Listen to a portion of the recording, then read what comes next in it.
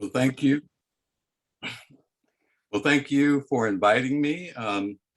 In the interest of full disclosure, There's no sound. are you hearing me okay? Hello, is everyone able to hear me? Yes, we can hear you. Okay, great. So in the interest of full disclosure, as you just heard, I was invited just in a few days ago to put this together. So it just came out of the oven about 15-20 minutes before I signed in. And so if it comes across as half-baked, then you will certainly understand why. I'm going to go ahead and pull up the PowerPoint presentation and get us started here.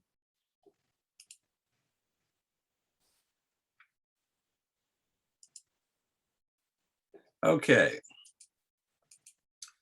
The title of my presentation is Fundamental Causes: How the COVID-19 Pandemic Further Exposes Systemic Racism and its Impact on Children and Adolescents. This discussion views the COVID-19 pandemic as a unique event that has further exposed and exacerbated pre-existing deficits in the US health and public health infrastructure, but not as a direct cause or driver of our health disparities. It is treated here instead as functioning as an incredibly efficient locator and exploiter of structural weaknesses in our healthcare system and the chronic diseases it encounters while spreading through the population. To explain what it exposes about our current crises in mental illness and preventable diseases and their effects on children and adolescents, this talk uses a social historical framework. This non-clinical framework and analysis helps us understand why the US, with its unparalleled economic and scientific resources, performs so poorly in terms of morbidity and mortality rates and ranks so low in health outcomes when compared to wealthy nations in Europe.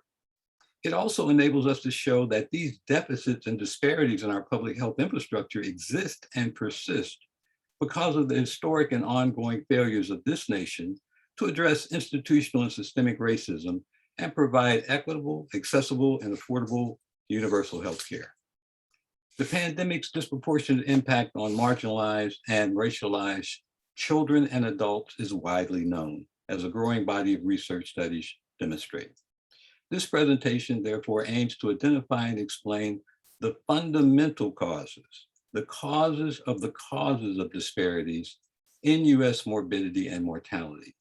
To do so, we examine the history of social injustice in the US medical system, which can accurately be labeled a system of medical apartheid based on its conduct since its inception. Finally, however, after several decades of empty apologies for its discriminatory practices, the AMA last year declared racism a public health threat. Of even greater significance, the AMA took the additional decisive step of declaring the concept of biological race as false and calling for its immediate elimination from medical education, research, and clinical care. So these are the new AMA policy directives that were issued November 16, 2020. There's been a subsequent report, or rather a set of guidelines that have come forth. And basically, AMA has finally recognized that race is a social construct, or publicly stated it, and is distinct from ethnicity, genetic ancestry, or biology. And it also supports ending the practice of using race as a proxy for biology or genetics in medical education, research, and clinical practice. Now, this is a massive change in the policy of the nation's medical establishment, and it marks a monumental moment in the nation's medical history. After centuries of malpractice based on race, the medical establishment is finally recognizing racism, not race, as the main cause of health disparities in the US, and is now charting a path forward to treat and heal itself and save and improve countless lives in the process. So before moving on, let's be clear about what this announcement reveals. AMA's statement is a shocking public admission that medical education, research, and clinical practice in the 21st century are based entirely on the false construct of biological race that originated in the 18th century in the era of racial slavery. The fact that race-based medicine and racial health disparities exist and persist in the US, despite a century or more of social justice activism, indicates anti-Black racism provides important psychological and socioeconomic benefits to this nation. This presentation exposes and analyzes the roots of this problem by identifying the fundamental causes of the social determinants of health, the causes of the causes. The social historical framework used here is designed to provide the context needed to identify the causes of our current health and healthcare crises.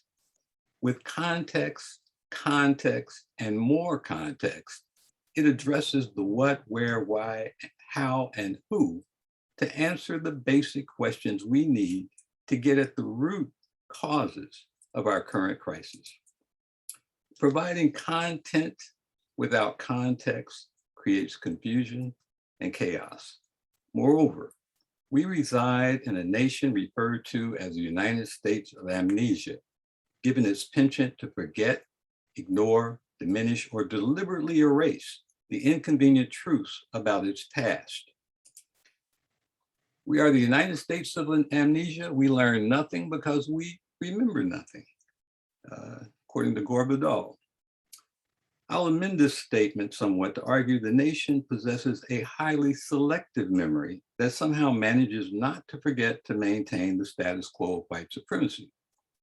This convenient social practice of selectively remembering and forgetting contributes directly to the growing epidemic of ignorance, conspiracy theories, and the anti-intellectualism gripping this nation.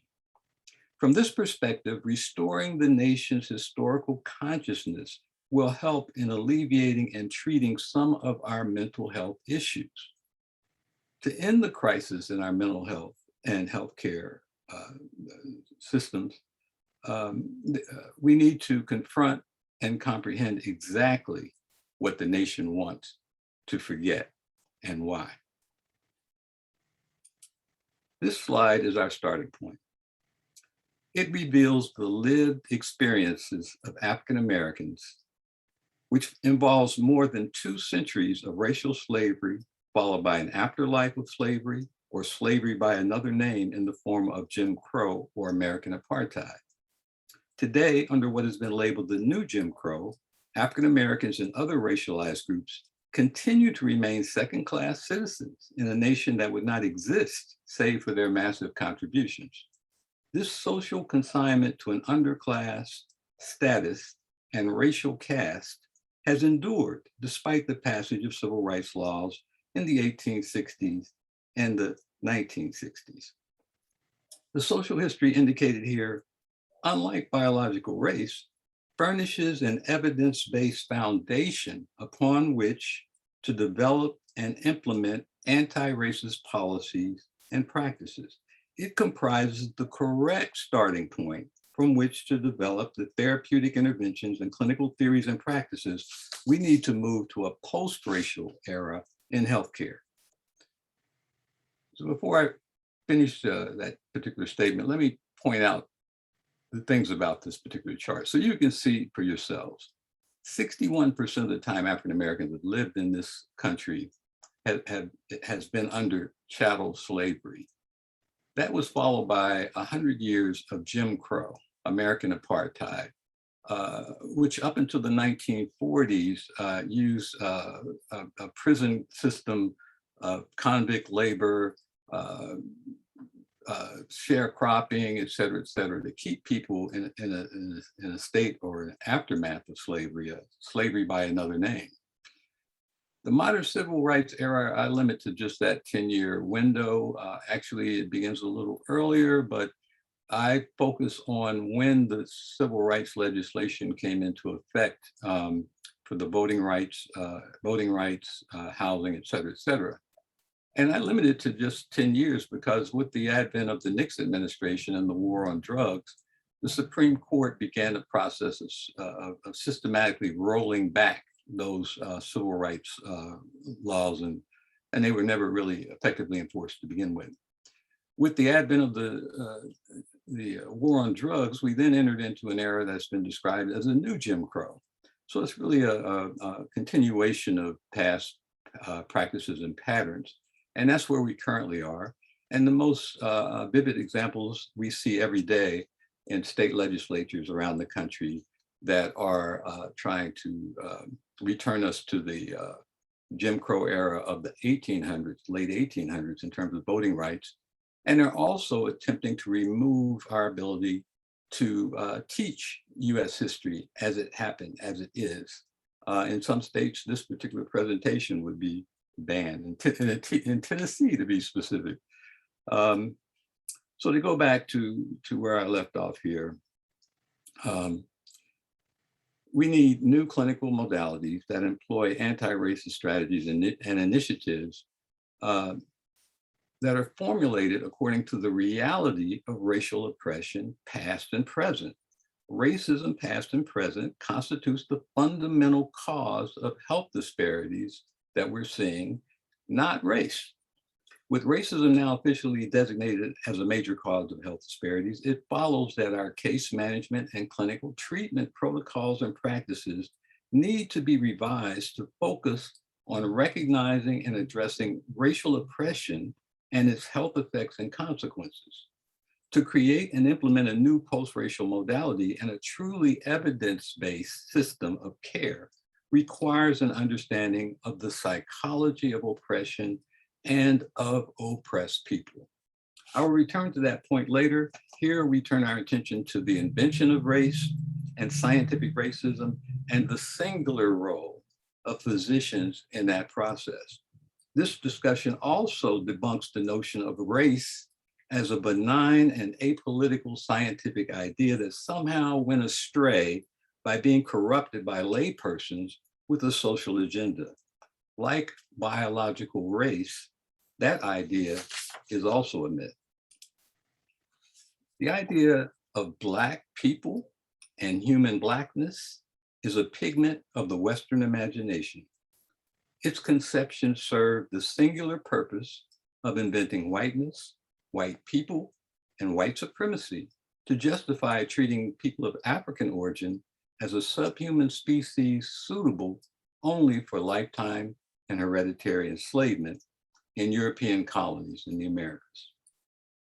European colonialism thus drove the process of differentiating, defining, and labeling all non-European populations as physically and cognitively deficient and degenerate according to a normative standard purportedly represented by Europeans. Rather than an early scientific attempt to account for the outward physical differences, as has often been claimed, race and racial groups originate within a theory that debases non-European peoples as degenerates to establish the idea of European superiority. In contrast to the out of Africa model that points to human evolution and migration from Africa to account for human physical variety, European physicians based the idea of race and racial groups on a theory of degeneration that identified the so-called white race, Caucasians, as the prototype of humankind, the root population whose branches moved about the globe and underwent dramatic changes in morphology and pigmentation due to differing environmental conditions. Rather than recognizing and accepting human physical variation as normal, however, European theorists insisted instead the diverse populations that came from an original white stock lacked the same human characteristics and capabilities as Europeans. This led them to classify all non-Europeans as the degenerate artifacts of the superior white archetype. This credit for this theory belongs to an elite group of European physicians whose efforts to explain human diversity ultimately resulted in the founding of the scientific disciplines of biology, taxonomy, and anthropology. So among the early pioneers, three men stand out, early pioneers in the invention of race, three men stand out. Georges Louis Leclerc Comte de Buffon, a French naturalist and physician, widely admired for his voluminous work on natural history. Carolus Linnaeus, a Swedish botanist and physician who invented the system of taxonomy used today for classifying living things. And Johann Friedrich Blumenbach, a German physician and naturalist who coined the term Caucasian. Their work proved instrumental in establishing the original framework used to classify human groups into a hierarchy based on so-called racial differences. Their idea was that Adam and Eve were Caucasians. And so as humans migrated, as I explained, the degeneration occurred due to environmental challenges. Linnaeus's descriptions of so-called whites and blacks established a comparative model that in effect rendered them as opposites to create what is referred to as the white-black racial dichotomy. It left Africans without any positive attributes and in effect dehumanized them by combining vague notions of human biology with bigoted and salacious ideas about their characters and morality. His rhetoric, like that of his peers, proves race and racism are identical and inseparable from the ideology of white supremacy. The late historian Patrick Wolf perhaps expressed it best by noting that when observing race in operation, the term racism seems redundant since race is already an ism. Race is Europe's gift to America, but the credit for converting racial theory into racist reality belongs to US doctors.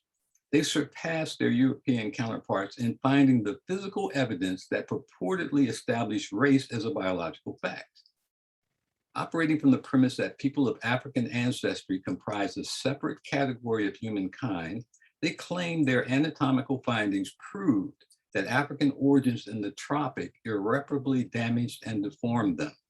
They identified what they asserted were Black brains, Black bile, and Black sperm as proof and insisted those defects indicated permanent and immutable biological inferiority, diminished cognitive ability, and deficits in character and morality. Consider this statement. I advance it therefore that the Blacks are inferior to the whites in the endowments of both body and mind. This remark encapsulates the original false premise used to conceive and construct the concept of white supremacy. It appeared in 1785 in Notes on the State of Virginia, the only book written by Thomas Jefferson, an architect of scientific racism in the United States. Here is another quote from a Southern physician published 66 years later. Besides, it is not only in the skin that a difference of color exists between the Negro and the white man, but in the membranes, the muscles, the tendons, and in all the fluids and secretions. Even the Negro's brain and nerves, the chyle, and all the humors are tinctured with a shade of the pervading darkness. His bile is of a deeper color and his blood is blacker than that of the white man. Samuel Cartwright, a prominent physician, psychiatrist, and enslaver of human beings, wrote the above comment in an article titled Report on the Diseases and Peculiarities of the Negro Race. Published in the prestigious New Orleans Surgical and Medical Journal in 1851, it provides an exhaustive compendium of medical findings that purportedly distinguish Blacks from whites. As far from science as is imaginable, this type of medical quackery and folklore nevertheless became integral to medical education and practice in the 19th century and persists in some forms today. It endures because Cartwright and his peers racialized every organ and system in the body, found them all deficient, and published their findings in the Black body, I should say, and found them all deficient, and published their findings in medical journals where they became primary sources for medical education for decades. The cognitive abilities and mental health of so-called Negroes also came under fire. Cartwright and his peers even insisted the desire for freedom and freedom itself made Negroes sick. These arguments were designed to counter the abolitionist movement by asserting that African Americans were mentally and physically unfit to be equal citizens in the US. Cartwright declared bondage as the natural condition of Negroes and insisted runaways exhibited signs of mental illness. He diagnosed the illness as runaway slave syndrome or drapetomania and prescribed the administering of a severe whipping to cure the fugitive upon capture. Cartwright's writings exemplify how the rhetoric of mental health became a tool of white supremacy. In the 1960s, psychiatrists began to diagnose African Americans with schizophrenia because of their civil rights activism. Prior to that period, most such cases were identified in white Americans. Today, Black men are disproportionately diagnosed with schizophrenia. Psychiatric journals filled their pages with lurid ads for psychotherapeutic drugs as Big Pharma rushed to cash in on the new market. What we see in this ad is how diseases are racialized. Oops, I'm sorry. Now we can see in this ad how diseases are racialized. Racialization describes how the false concept of race is applied to people, spaces, objects, diseases, etc. Racialization thus denotes the cognitive and social processes used to impose purportedly racial characteristics onto human populations, to categorize them and place them in a social hierarchy. African Americans experience the consequences of racialization in the US more than any other group, especially white Americans who see themselves as normal. Racialization denotes the cognitive and social processes, et cetera, that I just referred to. And actually, we just discussed that. Blacks are more likely than other groups to see their race or ethnicity as central to their identity. And you can see here, it's considered extremely important or very important to the tune of 74%. This hypersensitivity to racial identity, however, is not a positive thing. It is a product of extreme racialization and racial surveillance in this country, as exemplified by the one-drop rule. The one-drop rule, the one Black ancestor rule, the one traceable amount rule, and the hyperdescent rule are terms for the white supremacist delusion that a single drop of Black blood makes a person racially Black. It exists only in the United States, within which it only applies to African Americans and other persons of African ancestry, and not to any other so-called racial group. Every woman shown here is Black according to the one-drop rule, regardless of their outward physical appearance. This includes the woman on the far right if she has any invisible but known African ancestry. The case of Plessy v. Ferguson that I think 1878 that led to the Supreme Court upholding legal discrimination of public accommodations came about because a man named Homer Plessy wanted to ride in the so-called white car on the railway. Homer Plessy, more than likely from descriptions of him, looked like the woman on the far right who is listed as white. Yet he was known as a descendant of African people, so he was refused access or accommodation. So this has been used to structure our society. And there are 4 levels of how racism operates in our society in terms of our social interactions. Racialization operates at each one of these levels: personal, interpersonal, institutional, and structural. So let's briefly turn now and examine slavery's critical role in this process. And this is really an enduring issue in our culture. The legacy of slavery continues on, as I point out, through the Jim Crow era and into the new Jim Crow era. The transatlantic trade brought an estimated 440,000 enslaved Africans to the United States from 1619 until 1808, when the Constitution banned it. The domestic internal trade lasted from 1808 until 1865 and involved more than 1 million enslaved Africans sold down the river from the eastern shore of the United States to the deep South. Families were broken apart, many of whom were never reunited. Children comprised approximately 15 to 25% of those sold. At the height of the domestic trade, a person was sold every 3.5 minutes. This gives you a map showing how enslaved persons were transported across the country. They were marched in coffles, as they were called, across much of the upper South to the lower South, and brought on ships into the Gulf of Mexico to Louisiana and Texas. And this is crucial to understand. Slavery was not based on skin color. Slavery was determined in 1660 by law to be based on the status of the mother. An enslaved woman determined the status of a woman as enslaved determined the status of the child, and slavery laws were based on being born to a woman who was enslaved.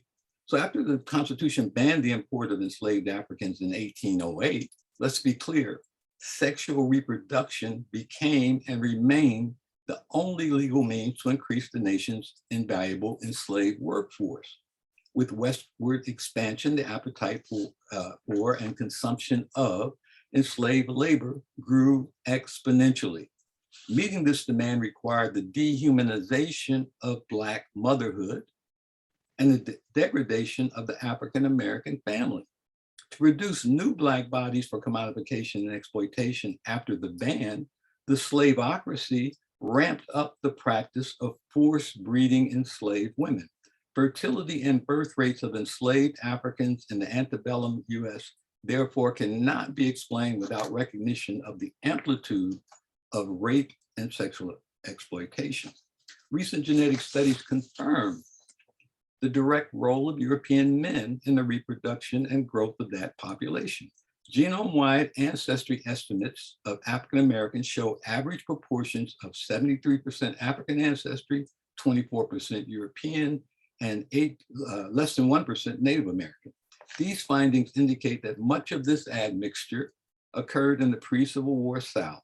They also show the contribution of European males to the African American population to be asymmetrical, thus further confirming how slavery and forced breeding contributed to the genetic makeup of African Americans today. This quote from Thomas Jefferson perhaps best sums up the economic philosophy of enslavers that facilitated this practice. I know no error more consuming to an estate than that of stocking farms with men almost exclusively. I consider a woman who brings a child every 2 years as more profitable than the best man of the farm. What she produces is an addition to the capital, while his labors disappear in mere consumption. In this case, he's referring to the consumption of tobacco, obviously a commodity that did disappear.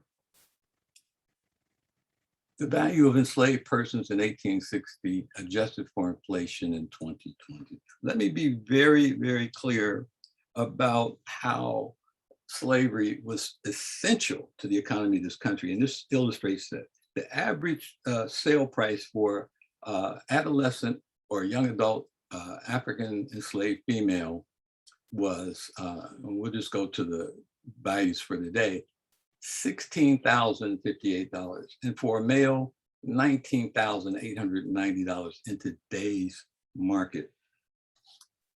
Black bodies could be leased, sold, gifted, bequeathed, bartered, gambled, and insured.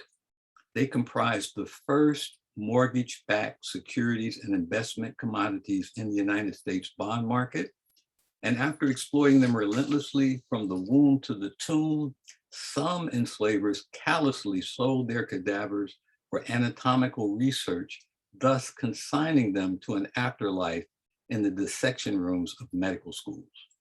By 1860, enslaved African Americans numbered 4 million. They comprised 22% of the workforce and collectively were worth 3 times more than all manufacturing and railroads combined. From 1619 to 1865, historians estimate a total of 10 million African Americans were enslaved in the US. Medicine grew in concert with the rise of chattel bondage as both expanded across the country. The number of medical schools expanded from 4 in 1800 to more than 160 by 1900. Slavery financed medical schools, even those in the North, and enslaved Africans built them. When Jefferson's medical school opened at the University of Virginia in 1819, more enslaved Africans lived and worked there than faculty and students combined. Doctors proved integral to the maintenance and profitability of the domestic trade. They provided long-term service contracts, treated enslaved persons on a per-service fee basis, established Negro hospitals as profit centers and places for medical research, inspected Black bodies at auctions prior to sales to certify them as suitable for purchases, acted as expert witnesses in court cases, bought enslaved persons to experiment upon for training and research, bought enslaved persons to restore to health and resell. This map shows slave infirmaries, medical schools, and clinics along the main routes of the domestic slave trade. Medical institutions advertise widely to attract students and acquire enslaved patients for treatment and experimentation. And here's why. Surgical methods and procedures developed in the 1800s revealed doctors to be highly motivated to experiment and train on the enslaved, especially enslaved women. Surgeon Francois Marie Prevost introduced the cesarean section operation to doctors in Louisiana, where from 1820 to 1825, he operated exclusively on enslaved women. By the mid-1800s, several other successful gynecological surgeries followed, including Ephraim McDowell's removal of ovaries and James Marion Sims's repair of vescovaginal fistula. Of critical importance, we also need to recognize that this social history and its patterns of racial discrimination are cumulative and have been in their effects on American health. And we can see here historical injustices and ongoing racism. This timeline is from 1788 to 2020. The trauma of racial slavery, Jim Crow, and the new Jim Crow is affecting generations of African Americans who have endured anti-Black racism without respite from cradle to grave. This reality of dehumanization, exploitation underscores the need from a clinical perspective to use a framework that recognizes how the psychology of oppressed people and the psychology of oppression functions.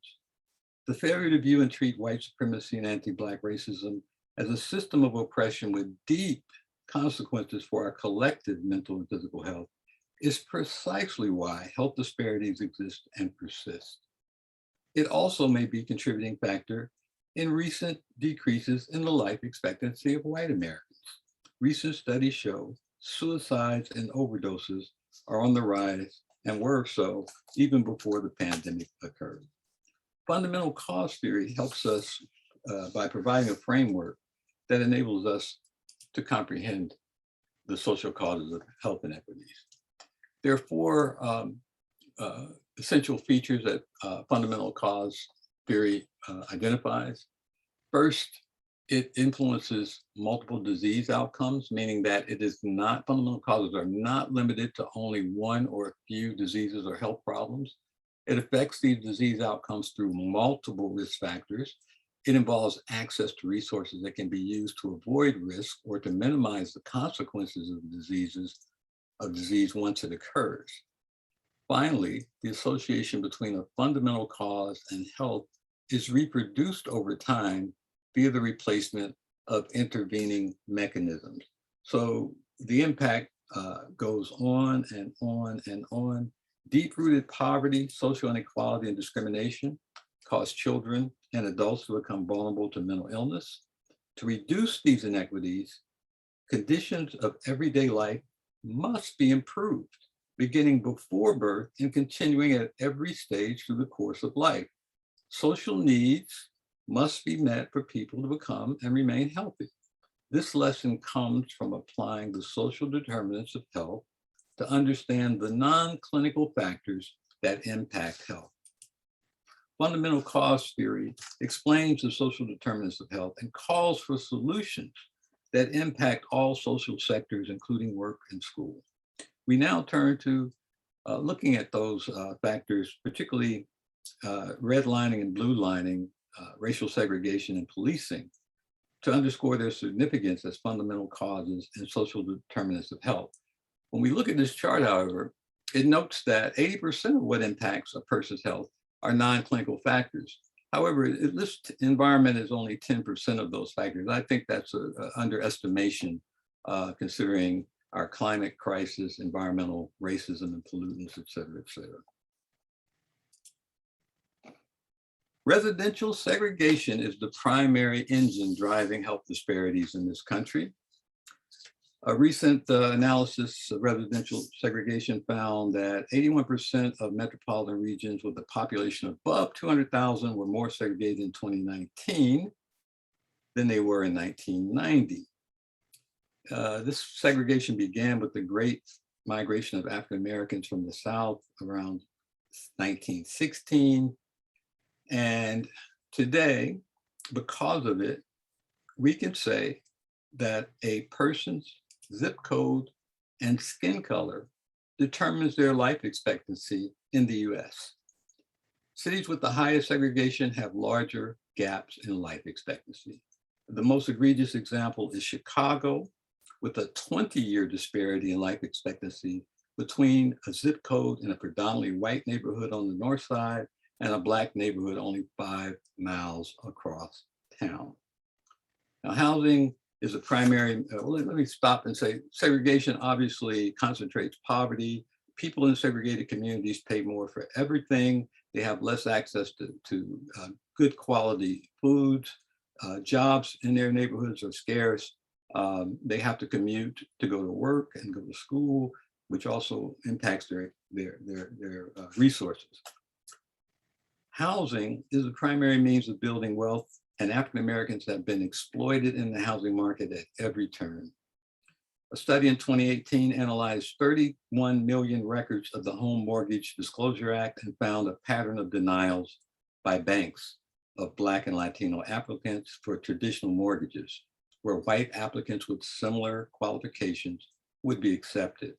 This modern day redlining persisted in 61 metro areas from Atlanta to Detroit, Philadelphia to San Antonio. The greater the number of Black or Latino people in a neighborhood, the more likely a loan application would be denied.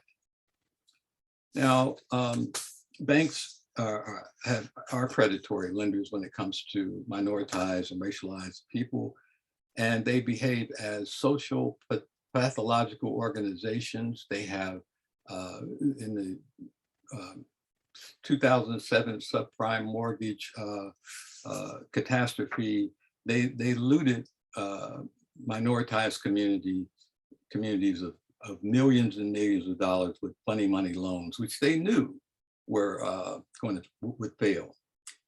The other part of redlining is blue lining. Blue lining refers to over-policing and mass incarceration. Policing is a social determinant of health in racialized communities and a leading cause of homicide for African Americans and Latino men between the ages of 17 and 35. Mass incarceration also is a public health crisis. The police system was built around slavery. Plantations were prisons. Every person laboring on those farms did so as a prisoner, serving a lifetime sentence with no parole. The plantation system was the original prison industrial complex. Its practices in the Jim Crow era continued in the form of convict labor, sharecropping, and debt peonage.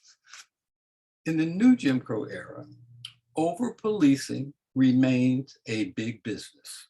In 2014 alone, New York City received nearly $32 million from fees, fines, and surcharges paid to the criminal courts by people facing misdemeanors, summons, or other low-level violations.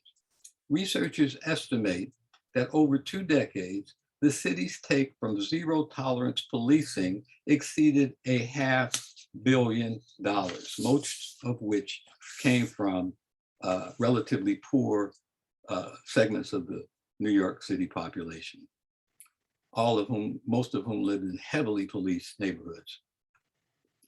The war on drugs is a predicate for the new Jim Crow, and this chart basically shows some of the factors that led to our explosion in incarceration. But consider these quick facts and how they contribute to this problem. 95% of prosecutors are white. Black men are 65% more likely to be given mandatory minimum sentences. Black men comprise 6% of the US population, but 35% of the prison population. Local police forces are on average 88% white. Prosecutors convict 86% of those people that go to prison. This means a nearly all white cadre of attorneys puts a disproportionately Black cohort of defendants in jail every day. Most criminal cases never make it to a judge or jury because 97% of them, federal and state, are settled through guilty pleas and plea deals. An unexplained 9% of disparities exist in sentencing. In other words, a Black convict, on average, will serve 9% longer. Their sentences will be 9% longer than a white convict. Prosecutors are unrepresentative of the communities in which they serve because the legal profession is unrepresentative. According to the American Bar Association, 88% of lawyers in the US are white. Racial disparities in men's imprisonment persist across all ages, and as you can see, even at all the way at the bottom, at age 65, you're looking at 485 African American prisoners per 100,000 population, compared to only 101 at age 65 plus, which they should not even be incarcerated generally at that point in time. Most people have a complete misconception about what police do. This chart shows, if you look all the way down at the bottom, that police officers spend about 4% of their time on violent crime. Most of the time is spent on non-criminal calls, and a considerable 20% of the time, roughly, is spent on traffic, which is something policing should not be engaged with. Okay, so let's be clear that police cost us a tremendous amount, not only in terms of loss of life, and the US police kill more than anybody else. These are the kinds of payouts that are occurring as a result of lawsuits for police brutality. The city of New York has spent $170 million over the last 10 years, I believe that is, yes. And then on and on down the line there. So it should be apparent at this point that the most vulnerable among us experience trauma and adverse reactions to being racialized and oppressed, including the internalization of oppression that goes along with that. So we need to understand that oppression is both the state and a process, but it's also important to recognize the power and privilege associated with it. Oppression does not exist without power and privilege inequalities between people. Power may be defined as people's access to resources they need to lead safe, productive, healthy lives.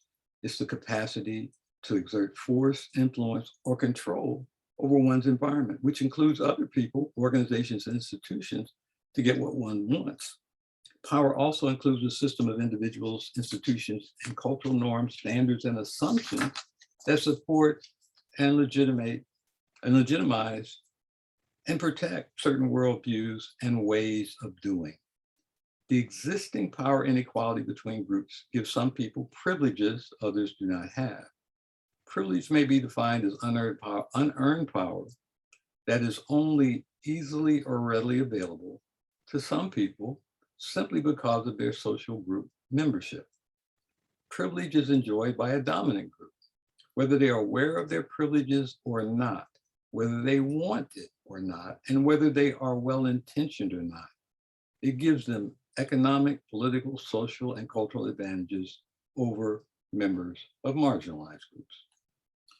Internalized racial oppression can be defined as the individual inculcation of stereotypes, values, images, and ideologies perpetrated by those who have privilege and power in this white dominant society. And those stereotypes are about one's racial group, leading to feelings of self-doubt, alienation, disgust, and disrespect for one's own identity or what one identifies with, and for oneself. From this perspective, the attempt to embrace the N-word in the Black community is a concrete example of internalized racism. Internalized racism is a major psychological effect of racism, and it occurs to African Americans who have been socialized to believe they are inferior. Now let's turn to looking at this slide. Illustrates it's a model of relationships that span from childhood to early adulthood that addresses sort of the mechanisms of adverse childhood experiences, negative messages, how they're internalized, and their impact. As of February this year, 37,000 children aged 0 to 17 have lost at least one parent due to COVID, 3/4 of whom were adolescents. Of these, 20,600 were non-Hispanic white children, and 7,600 were non-Hispanic Black children. Black children are disproportionately affected, comprising only 14% of children in the US, but 20% of those losing a parent to COVID-19. Other than acute or chronic illness, the death of a loved one during childhood or loved ones during childhood is perhaps the most adverse event a child or adolescent experiences. The excess and premature death rate of African Americans from all causes of disease is the most vivid and fearsome illustration of anti-Black racism in the United States. Yet, we don't really recognize the excess and premature deaths from all causes, cancer, diabetes, stroke, that costs on average the lives of 200 African Americans each day as a national crisis. This annual epidemic has ranged between 73,000 and 79,000 deaths each year since 2000. Since 1900, an estimated 10 million African Americans have died prematurely.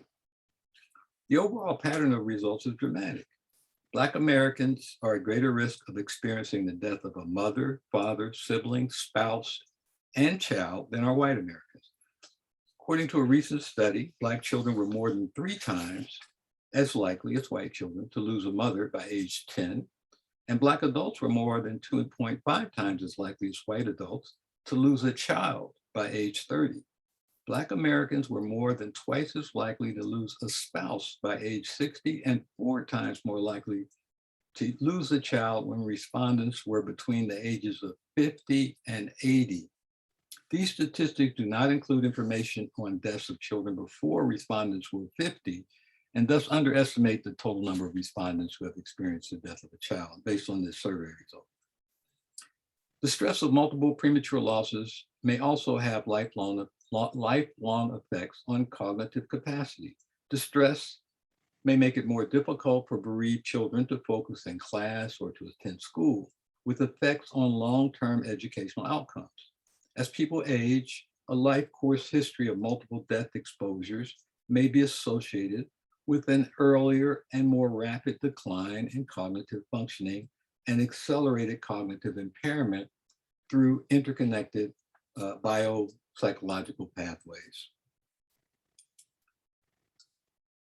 These are the mechanisms by which adverse childhood experiences influence health and well-being throughout the entire lifespan.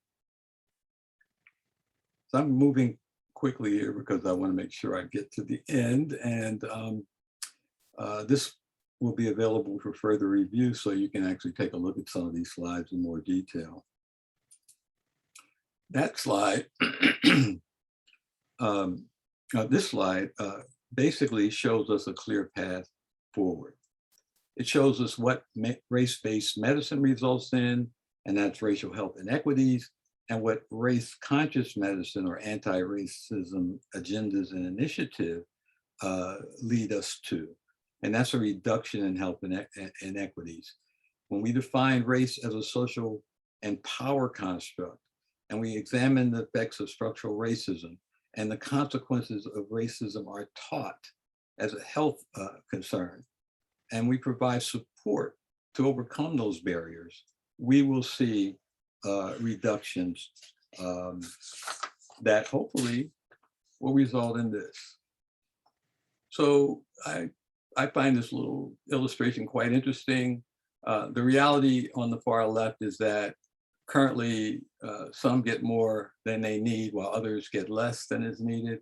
Equality historically assumes that everyone benefits from the same support. And as we can see, if you put up the same support, that is not the case. Equity, people get the support they needed, so that's an improvement. But with justice, and this is what we are aiming for, social justice, the need for those supports or accommodation is removed because the causes of the inequality have been addressed. The systemic barriers are gone. So in closing, let me state that while a large segment of our society currently exhausts itself oppressing racialized and LGBTQ communities to shore up its self-esteem or to retreat from a reality that does not comport with its sense of self, the catastrophe currently unfolding all around us, the global climate crisis, is now the most important determinant of health. In fact, it will impact our mental health and health in ways currently unimaginable or unpredictable. We know that weather affects human moods, but what do we know about the long-term effects of the global temperature increases over the past decade on our mental health and what's coming down the road? And most important, what do we know about the potential impact on the most vulnerable among us during their crucial developmental phase when so much of their identity is being formed? With so many challenges ahead and opportunities too, the place to begin is to recognize all these issues interact and are connected in one way or another, as are we as a people. All health is public health. The pandemic should have made it apparent by now. Just like a person can't escape the ravages of COVID-19 by living in an affluent gated community, the epidemic of mental illness that is spreading like a virus throughout our society also is unavoidable. Instead of flying helicopters on Mars, perhaps we should take care of this planet that is our home and that we are making unlivable for our species and countless others. As stated previously, these issues are all connected, but we can't begin to address them in a coherent and effective manner unless we place mental health at the center of public health and work to redefine what wellness means and work like hell to make it a reality for everyone. So with that, I want to thank you for your time. I'm going to stop here and stop sharing and leave it up to you for further comments, questions, etc. Thank you. Thank you so much, Dr. Schnall. That was very, very helpful. I think it can be uncomfortable for many of us to hear some of the information that you presented, particularly perhaps with regard to how the medical community has contributed to systemic racism over time. I thought that was extremely helpful, and we've got time, I think, for a couple of questions. One that I wanted to ask, are there any resources that you have found helpful to the medical community in trying to eliminate the racism that goes about even when we may not be aware of it? Or anything that you could share from that perspective? Well, I am very much engaged in working with resources that address the historical competencies we need, which I present in terms of that medical history, so that we can then begin to develop the structural competencies we need to dismantle racism. So I am very much engaged with structural competency and the literature around that, and developing the methods and advancing that theory. Jonathan Metzl, who has been a really great researcher of these problems and writer and developer of these methods, has put out a book that I can hold up and do a show and tell. Okay. That I think is one of the most important resources that we have available. It's called Structural Competency in Mental Health and Medicine, a case-based approach to treating the social determinants of health. And they provide cases, real life scenarios to show how to use these tools and how to intervene and resolve these issues. So I'm very encouraged by structural competency. I think that's the way forward. It is the key strategy, I think, for our anti-racism initiatives and social justice agenda. Thank you so much. Let me go to the question in the question and answer box from Adarin, I'm sure I said that wrong, Duet. If you were to give advice on how to address these issues in relation to the juvenile justice system, what would you say? Mentions that there are continually more children of color entering the justice system. I wish I could say that the situation is going to get better, but I think we're really having a significant problem now with the state governments taking over schools and these conspiracy-minded people taking over school boards. So I'm not sure how effective working in these institutions will be going forward. The biggest challenges in terms of the schools is really what's going on to the kids in the communities before they even get to school. But once they're there, we have policing within the schools. We have segregation within the schools, and we have a predominantly white teacher body of teachers. And so, as always is the case, and as we constantly repeat, diversity and inclusion are critical. Diversity and inclusion are critical to this process.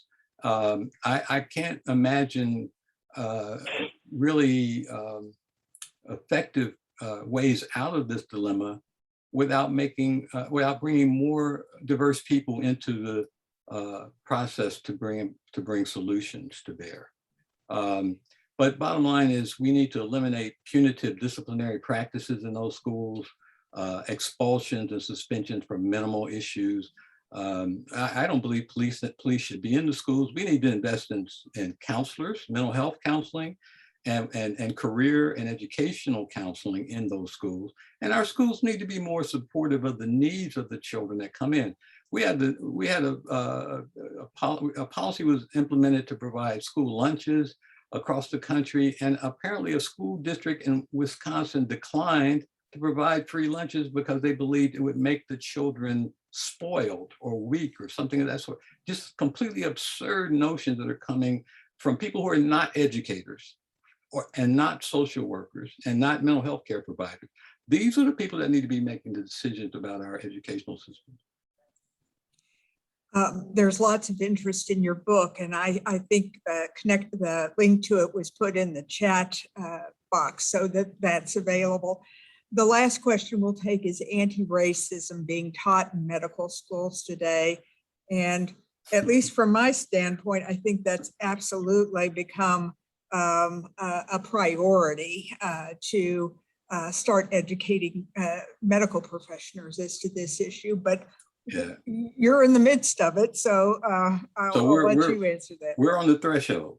Okay. And let me say that AMA and AAMC, the American Association of Medical Colleges, have finally come on board.